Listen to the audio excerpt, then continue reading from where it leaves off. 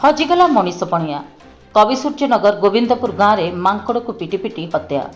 मृत मांकड़ को खुंटरे झुलाईदेला हत्याकारी। सतरे सामान्य फसल खाईदेला बोली रामंग बाहन मांकड़ को हत्या करदेला मनीष।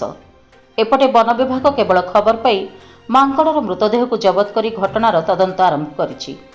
तेबे मनीष हत्याकारी को जदि दंड अछि, मांकड़ हत्याकारी को की दंड अछि वन विभाग कहि पारु नहीं, जहाँकि एबे चिंतार कारण होइछि। मनीषर कौन मनीषपणिया लोप पाईगला?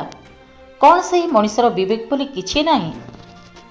गंजाम जिला कविसूर्यनगर थाना तथा पोलसरा रेंजर गोविंदपुर ग्राम रे एक दुखद दृश्य देखिला परे सोशल मीडिया रे घुरी बुलिछि ए वीडियो। निरीह मांकड़ को मारी एक खुंटारे झुलाई देला मनीष। तेबे गोविंदपुर ग्रामर जगन्नाथ स्वाईं जमीरे मृत मांकड़र मृतदेह झुलुथिबा बेले वन विभागर अधिकारी पहुंची मृत मांकड़ को उद्धार करिछि।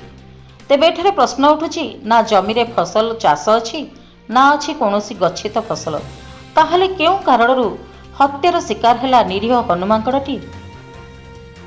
गंजामरू पुरुषोत्तम महापात्रଙ୍କ रिपोर्ट, जन अधिकार लाइव।